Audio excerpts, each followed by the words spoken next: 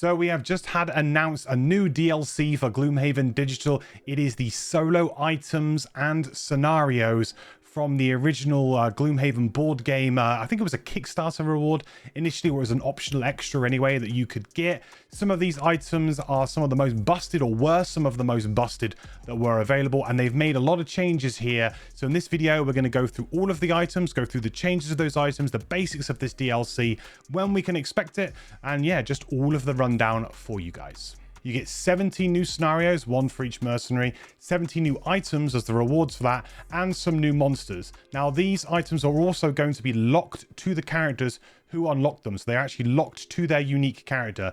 Now, this was a change that has happened in Frosthaven. So in the Frosthaven game that's coming up shortly, the board game, they've actually changed the solo items to only be able to be used by those mercenaries. And this is a good change because it means that they can actually ensure that that item is powerful for that mercenary. But if that item was transferred onto another mercenary, it doesn't just break the game. And that's a few of the problems that they've had with these solo items in the past, is that if you took one item, put it on a different mercenary, it could be ridiculously broken or just way too strong. And it wasn't really the intended effect. So now they're much more limited, but they can now kind of go wild, if you like, and make these really, really suitable for the characters without worrying about some other rules faff where some other character could get hold of it. These missions will be automatically unlocked once you get to level 5 if you're playing on the campaign version of the game, or you'll have to reach it through the story missions if you are playing in Guildmaster.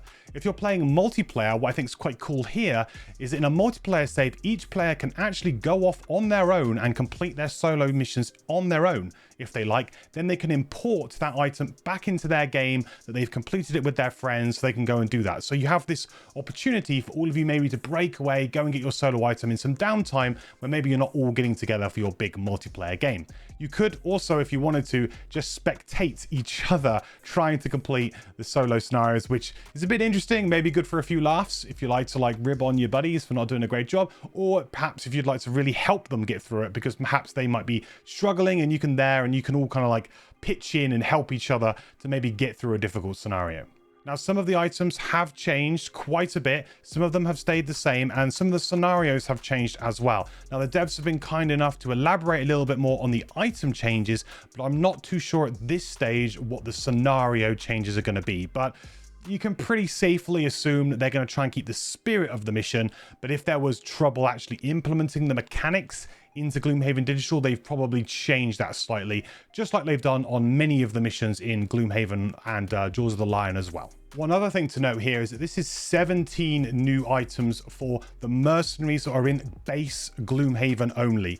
The Jaws of the Lion characters, they have their spotlight missions, which are actually inside of Jaws of the Lion itself, which were meant to kind of like highlight their strengths. They're not solo missions, but they were meant to kind of highlight their strengths and give them an item that could be quite good for them. So these are for the original Gloomhaven kind of characters, and I would imagine, don't quote me on this quite yet, but I would imagine that this will not require the Jaws of the Lion DLC to play with. So let's have a look at all of the items and we can compare the old items to the new items if they've changed. I'm going to start with the starting mercenaries from Gloomhaven, so no spoilers really for the first part, unless of course you count knowing what the solo scenario item is as a spoiler. Some people might do, but then we'll go into the unlockable mercenaries afterwards and then we'll go through all of their items. So first off, the Brute, we have Imposing Blade. Anytime you kill an enemy during your turn, gain shield 1 for the rest of the round. Now, I think this item is pretty decent if you wanted to go for more of a tanking Brute. However, there are some sort of inconsistencies really, because it is a little bit unreliable, because of course you could just use shield items for your hand slot items if you really cared about gaining shield.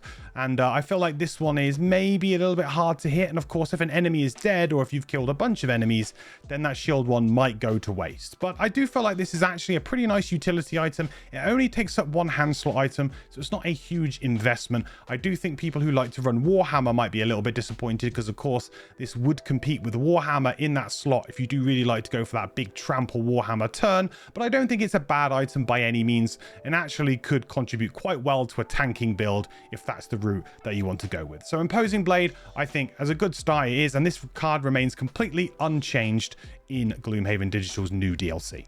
The Tinkerer's item is Focusing Ray, which originally was during your heal action, double the value of the heal. It's a single-handed item and it was a single-time use. It was a burn item. So pretty situational, able to give you maybe a big heal, but the Tinkerer generally has a lot of big burn heals, so if you wanted to get like a really big doubling, you'd have to kind of burn a card as well as Focusing Ray. It just felt a little bit too niche for this character and maybe a little bit underwhelming. So this is one that has been changed and has been changed for the DLC. So this is now changed to during your heal ability targeting an ally, you may add +1 heal and strengthen, and it is spent rather than consumed. So it is tapped, if you like, rather than consumed as an item. So that's really, really good. Means that you're actually, every single sort of round, you're going to be able to give somebody an additional point of healing and strengthen them up, which is a really good buff for certain characters who obviously are big damage dealers who like to go for those big attack turns. That's going to be a big, big help. Makes the item much more reusable, and I think actually is a very, very big change and improvement to this item in a much more positive way. Although perhaps maybe you were hoping for something that wasn't quite along the healing route with the Tinkerer as an item, I do feel like that is very core to their mechanics. So yeah, this change to Focusing Ray is going to make them really good. Suddenly the bottom of Restorative Mist, you moving and then potentially healing all your allies, you could add +1 and strengthen to somebody. That's going to be really good. So there's a lot of synergies with some of the smaller heals that this character has now, and especially those bottom heals that the character has, being able to give potentially people strengthen. And the fact that it's only ally targeted as well does mean that you can't do any sort of self-strengthen stuff as well. So make sure that you can't do some self-strengthening stuff on the Tinkerer, which would have been kind of fun, but that is now off the table. So Focusing Ray, really impressed with these changes. I think that turns a pretty unusable item now into an incredibly usable item for sure. Next up, we have the Spellweaver and we have Volatile Elixir, which is during your ranged attack, add +2 attack and gain advantage on the entire attack action, but suffer 2 damage for each attack made. This is a small item and it is a burn. Well, it's just another power potion with advantage as well on it. You do have a bit of a downside there though with that 2 damage for each attack made, and it is restricted to only ranged attacks, so a certain level 9 card cannot use this, but this is pretty damn powerful. More power potions for this character, you're gonna love it, and it's gonna really, really help out. So understandable why they kind of left this item as it was. I think it is very powerful, very combo heavy, and of course being able to maybe do it on fire orbs to get +2 attack on fire orbs, you know, maybe you're going to end up yourself doing 6 damage to yourself. That's quite a lot of damage to yourself, but I feel like it's a very reasonable kind of trade-off for the amount of damage. And of course you've always got the bottom of Mana Bolt to heal yourself up a little bit once you've taken a load of damage through using the elixir. So yeah, very powerful card, very powerful solo item, definitely one that a Spellweaver wants. So if you are playing Spellweaver, probably one you want to spend some time trying to get. Silent Stiletto is the Scoundrel's item that they get, and this has been changed. So the physical version or the old version of this is anytime you perform a melee attack, add Pierce 1 to the attack. It's a little dagger. It's a one-handed item. Not bad, but they've actually now changed that to make it a little bit better in, well, in every regard, really. And it's now been changed to all attacks, not just melee attacks. Now, this is interesting for a couple of reasons, because the ranged build on this character is one that I always like to try out. It's a little bit hard sometimes to do if you're starting at level 1. I feel like it's a build that maybe really kind of finds its feet later on at the higher levels, and it's maybe something that if you came back to the Scoundrel as a higher prosperity character, you'd maybe try out, or if you're playing Guildmaster and you're respecking, for example. So that's a really nice change now. Not limiting this just to melee attacks makes this much more powerful. Means that potentially you could drop something like a piercing bow, and you don't need to use that piercing bow, and it will keep those small little ranged dagger attacks that you have still really relevant against enemies that might have a little bit of shield as you progress up the levels. So yeah, I think this one is a really good change. Really like the change on this one, and this will definitely be a card now that I think the Scoundrels will want to go after, and it does improve them in many ways and gives you just much more flexibility with your build. So for the Cragheart, my best friend, we do have a change. So it used to be during your action where an obstacle is created, create 1 additional obstacle and apply all effects of the action to it. It was a head slot item and it was a spent item, so you could refresh it through long resting or through with other items. Now, this was always a little bit underwhelming because quite often you'd find yourself in pokey rooms struggling to put the extra obstacle down, and it didn't interact with a lot of cards in the way that people may first thought it did. Cards such as Petrify did not interact with this, which I think a lot of people maybe thought they did. And then, so there was a lot of it was just really, it just was quite fiddly, and it didn't really do as much as it first appeared that it did, because it doesn't quite interact in a really great way. Well, they have now changed it to be whenever you create an obstacle, all enemies adjacent to the obstacle gain muddle, and it is just a static effect. So essentially, now whenever an enemy is adjacent to an obstacle that you place, they're going to get muddled, which is a really nice added little benefit. And the sub-theme of muddle in this character is present. It's there on Dirt Tornado, and certainly Cursed Nado is something that a lot of people have played with, and it is well known to be an incredibly strong enhancement to get on that character. And now potentially with this added item as well, if there are any curses left in the deck after your Cursed Nado, then perhaps your obstacles will muddle these people up and help them find them much quicker to get all of those curses out through the deck very, very quickly and efficiently. So I do feel like it's an added benefit. The problem with this being a head slot item, though, is that it does compete with a lot of really good items. Like Eagle Eye Goggles is my favorite item really to use with the Cragheart. Sometimes you might just use Iron Helm as well if you're playing a bit more of a tanky frontliner for your team, depending on your role. So I do feel like this particular item in the slot that it sits is a little bit awkward, but certainly one that's going to be fun to play around with. And if you're playing more of a ranged kind of damage dealing Cragheart potentially at the back, and maybe you can get strengthened through other means, you don't need to rely so much on the Eagle Eye Goggles, then maybe this could be a good one. So certainly still one that you'd want to go and try and grab. Next up, the Mindthief, and another change here. Psychic Knife is their item, and the original was anytime you perform an augment action,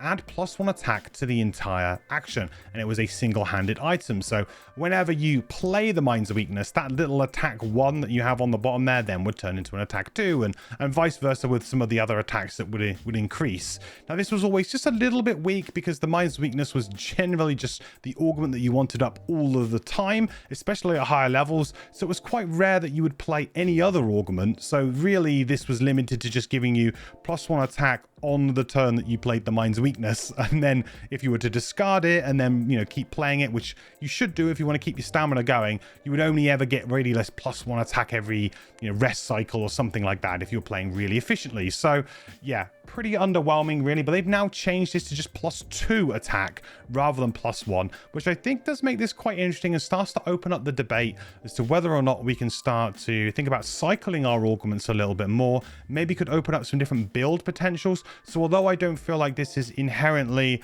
like an item that every Mindthief wants to rush out and get immediately as soon as it's available, I do think now this opens up potentially some interesting fun builds to play around with the Mindthief. So if you are a bit more of a theory crafter, somebody who would like to, you know, get away from playing with the Mind's Weakness, because let's face it, it's way too strong, and so perhaps it would be nice to play a slightly different way, then Psychic Knife could be the good vessel for that. So keep an eye on this one. I feel like this one has a lot of potential and has opened up some builds for the Mindthief for sure. Right, so quick spoiler warning, we are now going to be moving into the unlockable classes from base Gloomhaven. So first up, we have Sun, the big tank from the unlockable characters. Sun Shield has changed slightly. So originally it was when damaged by an attack, you may consume light to gain shield 3 for the attack. It was a single-handed item. I've always found this item to be maybe just a bit overkill, really. Consuming light, which is something that sometimes you want for your other abilities, just to gain shield 3. I think it competes a lot with your other cards and what you wanted to do. And also, you know, shield 3 is a bit overkill, really. At this point in time, you've already got quite a lot of shield. You know, this character has lots of potential for getting shield, especially if you're enhancing the bottom of defensive stance and you've got a permanent shield 2 anyway. So yeah, always felt just a little bit excessive to me. So this has been changed now to shield 2 and retaliate 1 instead. So a little bit more of an offensive capability here, allows you maybe to reflect a little bit of damage back. So a simple change, but actually probably a buff really in the grand scheme of things, because it's just going to allow you to do a little bit more damage, which I really like, and allows those people who really want to play a hardcore tank, and you play very little attack cards, just lots of kind of like heals and shields and stuff, and when you're kind of generating light through cards like Bright Aegis, else, then you're going to have a really good use of that light generation potentially. So I really like that, and because of course you generate light at the end of your turn, potentially you could use that light on the attack that you get attacked that round, which is really cool. So yeah, really down for this one. I think this is generally just a good improvement, and if you are playing Sun, you're gonna want to pick this item up, because it is just a strict kind of best in slot really for this kind of effect. So next we have the Quartermaster and Utility Belt, which has been unchanged from the original version. So during your turn, you or any one ally may refresh one of your spent or consumed items. This is a small item, and this is actually a burn and a permanent loss. You can see by that X in the bottom right hand corner, and that kind of like deck with an X. That means it is a permanent loss. It cannot be recovered. It is gone forever once used, which does make a lot of sense with this character, because otherwise they would just loop it and for infinity, and there's plenty of already broken loops with this character anyway, but who needs another one, right? And yeah, this is a very solid item, really, really useful for this character, plays into your strengths, very on theme. If you have a spare empty item slot, then I'm sure you're going to be wanting to pick this up as the Quartermaster. Even if you're not really playing the kind of looping build, just having something like this to be able to get a very powerful item back is going to be great. So yeah, this is a slam dunk. Just go and grab this if you're playing a Quartermaster.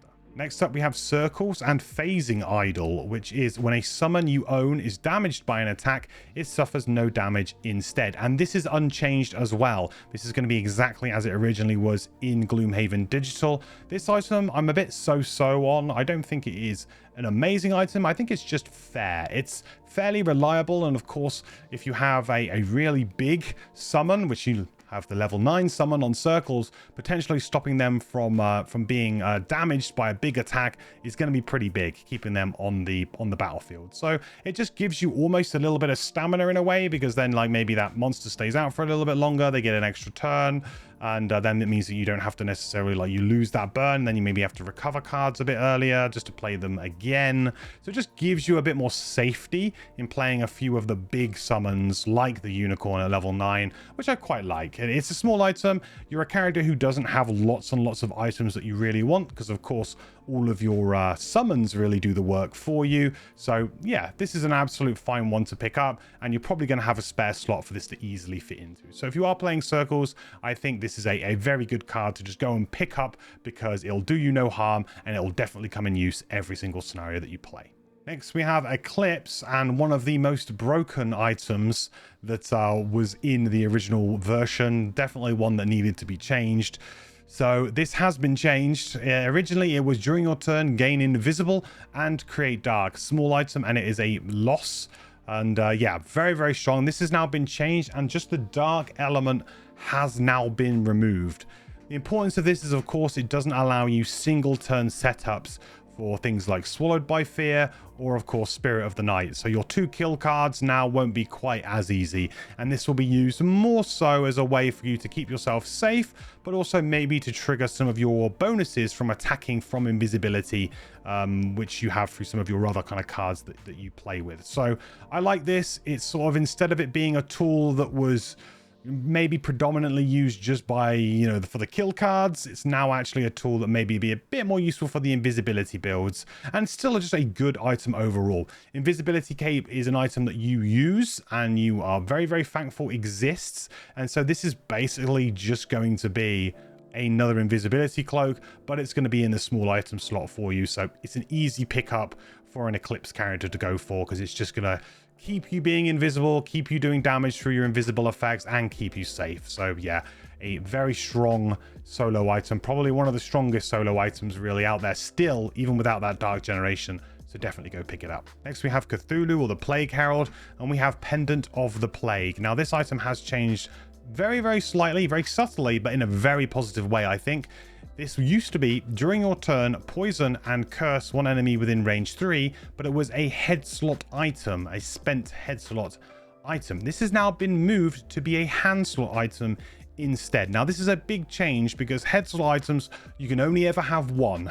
And the thing is that usually people want to go for something like Eagle Eye Goggles, or something else that really kind of benefits the character they're playing, or maybe some of the pendants themselves were very, very strong as well. So The problem is that an item in the head slot is always going to compete with some very, very powerful items. So putting it into the hand slot has now freed that up, and you've now got a really good option here. So just being able to poison and curse one enemy within range 3 every single rest cycle, presumably if you're going to be long resting every time to get this back, is going to be really, really nice. So I feel like this is a great change. It's now in a really favorable spot. In fact, I was actually asked before these changes were made what changes that I would maybe think about making, and this was one of them. I said just make this a different slot.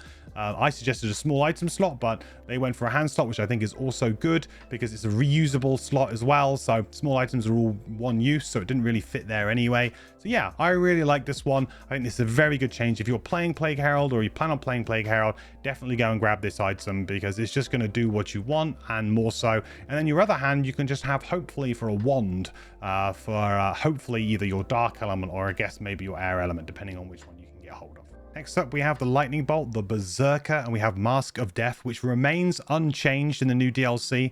This is anytime you perform a melee attack and you have exactly 1 hit point, add +2 attack to the attack, and this is a head slot item. This is an item that I thought might actually have been changed slightly, mainly because getting to that 1 health hit point is sometimes a little bit tricky. And again, this being a head slot item, it really, really competes with a lot of stuff. I appreciate that they couldn't change too many items too much though, so obviously moving a card called Mask of Death to any other slot would be really anti-thematic and wouldn't really work. And there is a build here that you can go for. You can go for like an on-the-edge kind of build with this to really try and ham it up, but I do think that's quite an investment.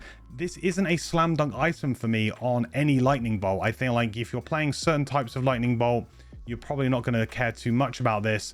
But yeah, this is an okay one. I think it's definitely kind of niche, very suited to a particular way of playing and a particular build.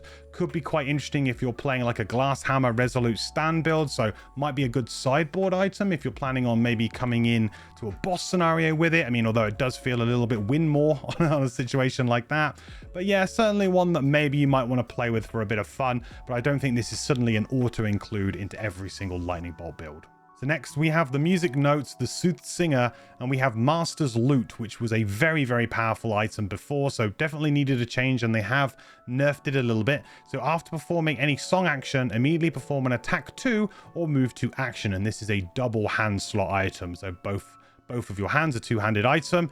Now this has been changed now to be a spent rather than a static bonus. So before you just would always get this bonus whenever you perform a song action. Now you are going to have to choose to spend it and then refresh it with a long rest or with other items in order to do it again. So that does make it a lot more limited in its use, but for a character who doesn't really have too many guaranteed kind of hand slot items, I feel like this is kind of okay if you're playing a more supporty build with this character. Of course, if you are playing a aggressive attacking build with this character, which can be a lot of fun, you need to have those hand slots free for other items, which I won't spoil here, but you need to have those hand slot items open and usable. So yeah, this item isn't really usable in that build, but for average song build, I think you don't often have much in your hand slots, maybe a couple of wands, something to help out, you know, support, or potentially you might have like something like a piercing bow for one big attack or something that you might be planning out. So there's really not a lot really that you have going on there. So yeah, I feel like Master Salute for any Soothsinger, it's a pretty easy pickup because you probably don't have anything in your hand slot anyway, and yeah, it's going to do you well. Next up, Angry Face, the Doom Stalker. We have Cloak of the Hunter, which has been changed as well. So it used to be anytime you perform a Doom action, muddle the target of the Doom. The new version of this is actually whenever you perform a Doom action, you can immediately afterwards perform a move 1 action, which is really quite nice. So now when you chuck a Doom down, you're immediately going to get the option to move 1. So you could move away from a target if it was adjacent to you and you just doomed it. You can move a little bit closer if it's a little bit out of range for you, or if you've just doomed something that's like right at the back of the next room or something, you're really far away, just gives you the ability to move forward. And of course, because it's a move 1 action, you can then use some additional movement boots to add on to that to then move even further. So I think that's a really nice way to keep this character moving, and a character that often does struggle with their movement this is something now that's going to kind of give you that. And I really like that. I think that that's a very subtle change. Like, it doesn't feel like it's super impactful, but I think we'll just make this character a lot more fun to play for a lot of people and a lot more kind of easier to play as well. And that goes a long way, I think. The original action of anytime you perform a doom to muddle the target of the doom, I always thought was sort of a little bit weak. But the thing is, there's not many chest slot items that this character ever really wants. So apart from maybe some really high prosperity kind of other cloaks potentially, but I feel like this particular one is, yeah, it's a really good one. So yeah, Cloak of the Hunter with this change, I think is actually definitely one that every Doomstalker should run out and try and grab, because it is a much better version of the original Cloak of the Hunter and will absolutely make your character a lot easier to play, a lot more flexible as well. So next we have Saw, the Sawbones character, and his item, the Doctor's Coat, which has changed as well. So it used to be anytime an ally performs a medical pack or large medical pack action, they add +1 heal to their heal. So just giving a little bit more heal to those med packs, which I've always thought is a little bit of a kind of win more or excessive thing to do. Really, the secret power level of the Saw and the packs that you give out is really just for stamina reasons, really, just to keep characters in the fight. And quite often you would use these as move 2s. So possibly over the course of a scenario, if you give out a lot of med packs, this could equate to 3 or maybe 4 points of healing. But that's very marginal, and it takes up a chest slot item that really could be better served having something useful for yourself in there. So yeah, always been a bit on the weak side, a little bit of a hard sell for me, this one. So definitely needed a bit of a change or a buff, an improvement in some way. So now it's been changed to when you give 1 or more allies a medical pack or large medical pack, gain 1 medical pack ability card yourself. So this actually goes to the Saw, which is quite a unique effect. None of your other abilities would allow the ability to give yourself a medical pack. So this is quite unique, a little bit of a different angle of approach. Could be quite interesting. I mean, you do quite often put yourself up into the firing line. Sometimes you might end up sort of taking a bit of damage because of the way this character can play aggressively. I don't really know exactly how I feel about this change. I think it's at least interesting, and at least gives you a slightly different thing that you can now do on your character, which is quite cool. And of course, if you are doing sort of medpack abilities fairly regularly with allies anyway, then it's just a bit of extra value on top of you doing that action. You're also getting one yourself, so maybe it gives you a bit more of an incentive to give out your medical packs as well. So I'm not entirely sure how I feel about this one quite yet, but being able to kind of get like a 2-for-1 deal in a way, although across 2 different mercenaries, is kind of cool, and one to keep an eye out for, and one that maybe people would like to start playing around with. And I'll certainly probably be playing around with it a little bit before I determine whether or not this is something that I'm really going to go for. But I don't think on the surface this equates to a run out and grab item for this character or a must-have item for this character quite yet, but we will see. Next is Triangles, the Elementalist, and their item has been changed a little bit, made a little bit better, a little bit easier. So originally it was, if you move 5 or more hexes on your turn, you can create any element, and it is a spent. So once you've done it, you spend it, and then you're going to have to long rest to either refresh it or an item to refresh it. This has now been reduced to just move 3 instead of move 5, which is a really nice change, because now potentially some of those move 2 create element bottoms that before a lot of people would maybe concentrate on getting just like an extra element on there, you can maybe now increase them to a move 3, and now suddenly you're getting this as well. So you're getting like the move 3 and you're getting an additional element. So you're kind of almost getting like a 2-for-1 deal. You know, instead of having to spend all of that gold on enhancing one move 2 with 2 elements, you can just spend a lot less and make it a +1 move, and then you can kind of create the element that you want, right? Once per rest cycle. Really good, very efficient. So I'm a big fan of this change. I think this is going to make this character just feel like a little bit earlier in coming online. Like the character already struggles early level with feeling like they can really kind of do a lot, because of course if elements are taken away from you or you fail to generate them or for whatever reason, you know, you can get stagnated and you can have sort of bad turns. And I feel like this will help to smooth out maybe some of those earlier turns. And perhaps once you can get some loot, really concentrate on getting a +1 move and getting these boots unlocked nice and quickly, and then yeah, you're going to be set up for some really strong turns. So yeah, this is definitely an item now that I think most Triangles characters will want to go for. Not necessarily all of them, because I still feel like at high level plus movement boots are still very strong on a character that otherwise can sometimes struggle. And last but not least, we have the Beast Tyrant, and we have Staff of Command. Now, this has been nerfed pretty heavily, but the actual ability itself remains the same. So after performing a command action, play one card from your hand and immediately perform the same side of the card, top or bottom, as the command action. And this was a spent item, two-handed. I mean, this was incredibly strong with the concentrated rage buff that you can get with this character. Just ludicrously strong. Was one of the strongest solo items on a character that already outputs a bunch of damage. You can basically already play another one again. It's just, yeah, it was way too strong. So this has now been changed to just a consume item, so it is a single use. It's not a permanent loss, so of course there may be ways for you to be able to get it back through different characters and different means. However, it is now a consume, so you can do it one time, which I think is much more on balance with most of the other solo items. So yeah, if any of the items really needed a big change, like in terms of nerfing, I think Staff of Command was up there, because this was just insane. So glad to see that they've really nerfed and put this in. Does this mean that this is still a must-have item? I do think it kind of is, if you are playing the concentrated rage build on this character. If you are not, then you can maybe skip this, but the thing is with skipping these is that it's 50 gold items. So depending on whether or not you can sell this, I'm not sure if you can sell these to the shop for the 25 gold yet. We will see. They are locked to the characters, but I don't know whether or not that means that you can sell them or not. But if you could sell it, 25 gold, still maybe worth doing a scenario to get yourself 25 gold in the bank. And maybe on the odd turn, it will actually still pay some dividends if you're playing a more control-y build, because you will still be playing a few command actions as well, just maybe not quite as overpowered as something like Concentrated Rage.